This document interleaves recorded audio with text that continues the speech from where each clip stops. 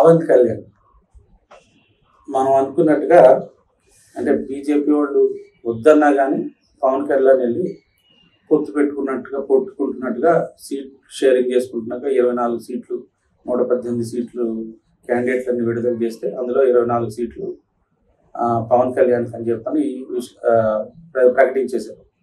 అయితే వీళ్ళిద్దరి మధ్య పొత్తు ఉంటుందా అని చెప్పారంటే పొత్తు పెట్టుకుంటున్నట్టే మనకి కనపడుతుంది కదా ఈసారి. కాబట్టి ఇంకా బీజేపీ వస్తుందని వీళ్ళు ఆశిస్తున్నారని చెప్పని కొన్ని ఛానల్స్లో ఒకళ్ళు. అయితే నాకు తెలిసి బీజేపీ రాదు. ఎందుకంటే ఇప్పుడు జగన్ని ఓడించాలనంటే వీళ్ళు ఇంకా ఎక్కువ ఉచితాలు ప్రకటిస్తున్నారు. అతను 10 ఇస్తాడనే 15 ఇస్తారు, 20 ఇస్తారు ఐ టైప్లో అంటే పర్సంటేజ్. సో వీళ్ళు ప్రకటించిన ఉచితాలన్నీ ఎవరి రెస్పాన్సిబిలిటీ? బీజేపీ కూడా వస్తే బీజేపీ కూడా రెస్పాన్సిబిలిటీ కదా. రేపు అవి ఫుల్ఫిల్ చేయలేకపోతే ఎవరు ఫెయిల్యూర్? BJP failure. బీజేపీ మీద వేస్తారు. కాబట్టి బీజేపీ నేను అనుకోవటం దీంట్లో రాదు. అది ఈసారి 175 సీట్స్ ప్లస్ అన్ని పార్లమెంట్ సీట్లలో మొత్తం నిలబడి బ్రహ్మాండంగా చేస్తారంటారు. ఇప్పుడు మన మందకృష్ణ మాదిగలందరికీ దళితులందరికీ బీజేపీకి ఏమని చెప్పని ప్రచారం చేస్తున్నారు. సో బీజేపీ డెఫినెట్గా ఎంతో కొంత పర్సెంటేజ్ రైజ్ అవుతుంది లాస్ట్ టైం ఈసారికి. సో ఇప్పుడు మరి వీళ్ళిద్దరు కలిసి ఎన్ని సీట్లు రావచ్చు? బీజేపీ సపరేట్ అయితే ఇప్పుడు వీళ్ళిద్దరు కలిసారు అనుకున్నాం. ఇప్పుడు వీళ్ళు ఏం చేస్తారు? ఇప్పుడు టీడీపీ వాళ్ళకి ఈ జనసేన పార్టీకి ఇచ్చిన సీట్లలో ఉన్న టీడీపీ లీడర్స్ ఏమవ్వాలి? వాళ్ళ సంగతి ఏంటి? వాళ్ళు కనుక బీజేపీకి వచ్చి జాయిన్ అయితే అప్పుడు ఎలా ఉంటుంది? రిజల్ట్ ఎలా ఉంటుంది? మీకు అర్థమవుతుంది. ఇప్పుడు జనసేన లాస్ట్ టైం ఫుల్ అంటే స్టేట్ మొత్తం చేసింది. ఈ 24 కాకుండా మిగతా వాటిలో ఉన్న జన సైనికులు వాళ్ళ లీడర్స్ వాళ్ళేమైపోవాలి కదా. సో ఇలాగా అన్ని పార్టీల నుంచి రేపు బీజేపీలోకి ఎంతో కొంత వలసలు వస్తారు. So JD Lakshminarayana will be interesting character. So JD Lakshminarayana జై భారత్ పార్టీ అనేది కొత్తగా పార్టీ పెట్టాడు. సో అది సపరేట్గా ఉంటాడా? బీజేపీ ఇండివిజువల్గా పోటీ చేస్తూ ఉంటే బీజేపీతో పొత్తు పెట్టుకుంటాడా, లేకపోతే బీజేపీలోకి మర్జ్ అయిపోతాడా? అది చూడాల్సిన పరిణామం. అది మనం దీన్ని ఇంకా డీటెయిల్గా వచ్చే కొద్దీ మన డెవలప్మెంట్స్ వస్తున్నా కొద్దీ మనం విశ్లేషణ చేస్తూ పోదాం. అయితే నాకు తెలిసి ఇప్పుడు వీళ్ళిద్దరు కనుక సపరేట్గా పోతే మోస్ట్ లైక్లీ కమ్యూనిస్టులు కూడా వీళ్ళతోడు కలవచ్చు. ఎందుకంటే కమ్యూనిస్టులు బీజేపీ లేకపోతే కమ్యూనిస్టులు వస్తారు, రైట్? ఎందుకంటే కమ్యూనిస్టులు దేశ ద్రోహులు కదా. ఇప్పుడున్న కమ్యూనిస్టులు ఇంకా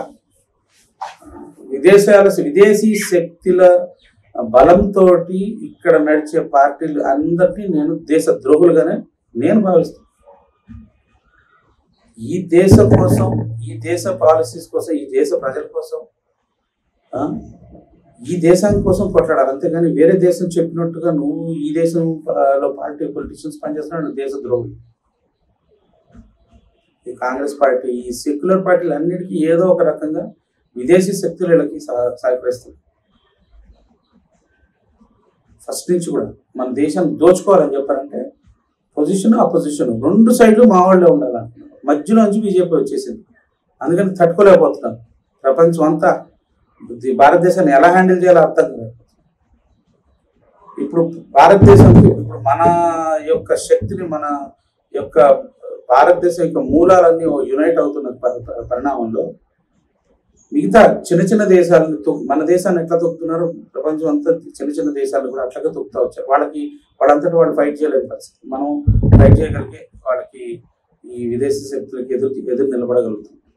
సో ఎదురు నిలబడగలుగుతున్నామని చూసిన తర్వాత ఈ చిన్న దేశాలు అందరూ మన అండ కోసం మన దగ్గరకు వస్తున్నాయి. కోవిడ్లో మనం చూసాం, అన్ని దేశాలకు 170 దేశాలకు మనం కోవిడ్ వ్యాక్సిన్ పంపించాం. ఇప్పుడు వీళ్ళు ఏం చేశారో ఫైజర్ వీళ్ళందరూ, మేము ఇస్తాము, మా వ్యాక్సిన్ ఇంత రేటుకి కొనుక్కోవాలి, మీరు ఇంత రేటు, తర్వాత దానికి ఏదన్నా అయితే, మాకు వ్యాక్సిన్ వల్ల ఏమన్నా అయితే మీరు మమ్మల్ని ఏమంటానికి వీల్లేదు, ఆంక్షలు పెట్టి అర్జెంటీనాలో ఎయిర్పోర్ట్ కూడా రాయించుకున్నారు. అట్లా అంటే పొలిటీషియన్స్, పవర్లో ఉన్న పొలిటీషియన్స్ తొత్తులైతే ఏదైనా రాసిస్తారు వేరే దేశాలు. వ్యాక్సిన్ కోసం వాళ్ళు యాసెట్స్ని రాసి ఇవ్వాల్సి వచ్చిందంట అర్జెంటీనా.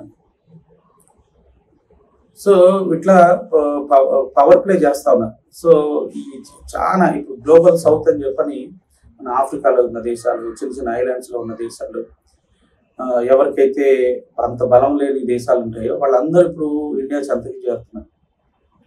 సో ఇప్పుడు ఈ పవన్ కళ్యాణ్ కమ్యూనిస్టులు కూడా జాయిన్ అవుతున్నారు అనుకున్నాం, తెలుగుదేశం పార్టీ. ఇప్పుడు వీళ్ళందరికీ కలిపి నేను అనుకోవటం వీళ్ళందరూ కలిస్తే 50 నుంచి 60 సీట్లు రావచ్చు అంతే, అంతకంటే ఎక్కువ 50-60 సీట్లు. ఎందుకంటే ఇప్పుడు మళ్ళీ ఇంకొక థర్డ్ ఫోర్స్ ఉంది కదా, ఇప్పుడు బీజేపీ థర్డ్ ఫోర్స్గా ఎమర్జ్ అయ్యి వాళ్ళతోటి వీళ్ళతోటి కొలాబరేట్ అయ్యి ఆ పార్టీలోంచి ఈ పార్టీలోంచి ఎవరికైతే అవకాశాలు లేదో వాళ్ళందరూ ఇటు కలిపి వచ్చి జాయిన్ అయితే వాళ్ళు ఎంతో కొంత చీలుస్తారు కదా. ఈసారి బీజేపీ కూడా 6% దాకా వచ్చింది అనుకోండి. ఫర్ ఎగ్జాంపుల్ 6% ఓటు కనుక పోయినసారి పవన్ కళ్యాణ్ 6.5% తెచ్చుకుంటే ఎట్లా ఉందో, ఇప్పుడు బీజేపీ కూడా అరౌండ్ 6.5%. లాస్ట్ టైం బీజేపీకి 1% వచ్చింది కాబట్టి ప్లస్ 6.5 అంటే 7.5% ఓట్ షేర్ తెచ్చుకోగలిగింది అనుకోండి. ఏదో ఒక అలైన్మెంట్స్ క్రియేట్ చేసుకోవాలి. మందకృష్ణ మాదిగా లేకపోతే మిగతా పార్టీలు, ఇప్పుడు జై భారత్ పార్టీ అని చెప్పి మన జేడి లక్ష్మీనారాయణ పెట్టారు. ఇట్లా వీళ్ళందరినీ కలుపుకొని ఒక అలయన్స్లో పోయింది అనుకోండి బీజేపీ, వీళ్ళందరికీ కలిపి ఒక 6.5% వచ్చింది అనుకోండి. మళ్ళీ ఈక్వేషన్ అలాగే ఉంటుంది. మళ్ళీ బీజేపీ జనసేన కంపెనీకి మళ్ళీ 23 వచ్చినా ఆశ్చర్యం. ఎందుకంటే జనసేన తీసిన షిఫ్ట్ 6.5%, వీళ్ళు తీస్తారు 6.5%. మళ్ళీ అక్కడికి వచ్చింది ఈక్వేషన్. 25 సీట్లు దాకా మళ్ళీ టీడీపీ బీజేపీ జనసేన కంపెనీ ఉండే అవకాశం ఉంది. మళ్ళీ జగన్ కనుక తను ఇచ్చిన ఈ ఉచితాల వల్ల ఇంప్రెస్ అయ్యి చాలా మంది అందరికి ఇల్లు పంచుతున్నాడంట. ఇప్పుడు 25,000 ఇల్లు పంచితే ఒంగోలులో, అందులో 25% తెలుగుదేశం పార్టీ పీపుల్కి ఇచ్చాడంట. అంటే కొంత పర్సంటేజ్ తెలుగుదేశం పార్టీకి వెళ్ళిపోతారు కదా. ఒక ఫ్యామిలీ ఎంత 25% అంటే 25,000 అంటే ఎంత? 5,000 అంటే ఒక ఫ్యామిలీలో 3-4 ఉండరు. 3 వేసుకోండి అడల్ట్స్.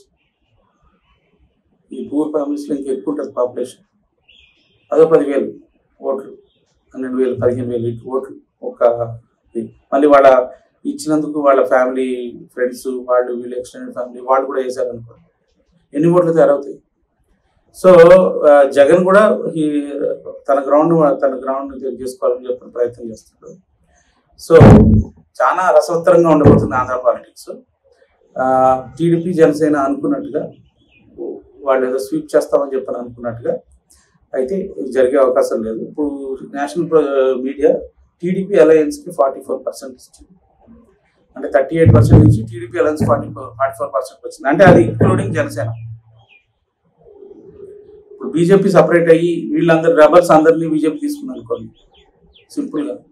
మళ్ళీ వీళ్ళు వేసిన బీజేపీని పక్కన పెట్టినందుకు, అంటే వీళ్ళు పక్కన పెట్టలేదు, బీజేపీ రాలేదు అంటే వీళ్ళు వెళ్ళే టర్మ్స్ మీద బీజేపీకి ఇంట్రెస్ట్ లేదు. ఫస్ట్ ఆఫ్ ఆల్ అసలు చంద్రబాబు అంటేనే ఇష్టం లేదు బీజేపీకి, అండ్ అసలు చంద్రబాబు నమ్మటమే ఇష్టం లేదు.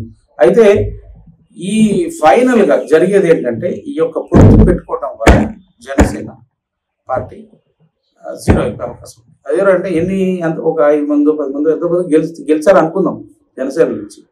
బట్ పవన్ కళ్యాణ్ హీరో గాడు. ఇంకా పవన్ కళ్యాణ్ కూడా మనం బీజేపీ నమ్మదు. ఇంకా నెక్స్ట్ పవన్ కళ్యాణ్కి ఆల్టర్నేటివ్ లీడర్షిప్ డెవలప్ చేసేస్తారు ఈ టర్మ్లో.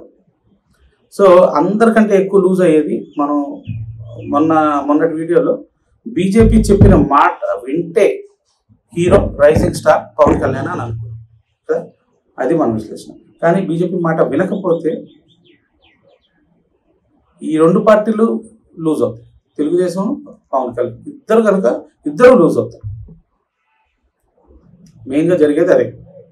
ఎందుకంటే బీజేపీ ఆల్టర్నేటివ్ లీడర్షిప్ డెవలప్ చేసేసుకుంది అనుకోండి. ఫర్ ఎగ్జాంపుల్ జేడి లక్ష్మీనారాయణ తీసుకొచ్చి మా చీఫ్ మినిస్టర్ గారికి అన్నారు, ఏంటి పరిస్థితి? అతను కూడా కాపు, ఇతను కూడా కాపు. జేడి లక్ష్మీనారాయణ ఒక్కసారి తీసుకుందంటే మళ్ళీ he will become like Annamalai of Andhra Pradesh. JD Lakshminarayana అంటే మన తెలుగు ప్రజల్లో చాలా ఆదరణ ఉంది. అంటే ఎస్పెషల్లీ ఆయన జగన్ అరెస్ట్ చేసిన వీరుడు ధీరుడు అని చెప్పి అర్థమవుతుందా. సో బేసికల్గా మ్యాక్సిమం సఫర్ అయ్యేది పవన్ కళ్యాణ్ పార్టీ. పవన్ కళ్యాణ్ పార్టీకి పెద్ద మనుగడ ఉంది. ఈ ఎలక్షన్ తర్వాత నెక్స్ట్ రైజింగ్ స్టార్ వచ్చి జేడి లక్ష్మీనారాయణ అవుతుంది. బీజేపీ డెవలప్ చేసేస్తుంది. ఏదో ఒక స్టేజ్లో జూనియర్ ఎన్టీఆర్ కొంచెం ఏజ్ అయిన తర్వాత మళ్ళీ జూనియర్ ఎన్టీఆర్ని తీసుకొచ్చేసి ఈ తెలుగుదేశం ఫోర్సెస్ అన్నిటిని ఆయన కింద పెట్టేస్తారు. చిన్నబాబు ఎట్లాగో లీడ్ తీసుకుంటాడు, ఆయన యాక్సెప్ట్ చేయలేరు. ఇప్పుడు జనాలకి తెలియదు, జనాలు ఇంకా ఏదో చంద్రబాబు చీఫ్ మినిస్టర్ అవుతాడు అనుకుంటున్నారు. కానీ ఈ ఎలక్షన్స్ మెయిన్గా చిన్నబాబుని చీఫ్ మినిస్టర్ చేయడానికి చేస్తున్న ఎలక్షన్స్. నాకైతే ఆయన మీద చంద్రబాబు మీద నాకు నమ్మకం లేదు. కాబట్టి జరగబోయే పరిణామాలు ఇప్పుడు నేను ఇచ్చే విశ్లేషణ చాలా కష్టతరంగా, ఇది ఎట్లా నమ్మశక్యంగా ఉందా లేదా అని అనిపించే లాగా కనబడుతుంది. బీజేపీ ఏంటి ఆంధ్రప్రదేశ్లో రావడం ఏంటి, అంటే తమిళనాడులో ఏంటి బీజేపీ ఏంటి, తమిళనాడులో ఎట్లా వస్తుంది అని అనుకున్నారు కదా. మరి ఈ రోజున బీజేపీ ఎట్లా రైజ్ అవుతుంది? అంతే. ఒక్కసారి చంద్రబాబు పక్కకు తప్పుకున్న తర్వాత, ఆయన కొడుకు ముందుకు వచ్చేసిన తర్వాత ఇక ఆటోమేటిక్గా ఈ అమాల్గమేషన్ అనేది జరిగే అవకాశం చాలా ఉంటుంది. సో ఇట్లాంటి వీడియోలు, ఇట్లాంటి కంటెంట్ మీకు నచ్చితే లైక్ కొట్టి ఈ ఛానల్ని సూర్య మీడియాని సబ్స్క్రైబ్ చేసుకొని ఈ వీడియోని అందరికీ షేర్ చేయండి. జై హింద్.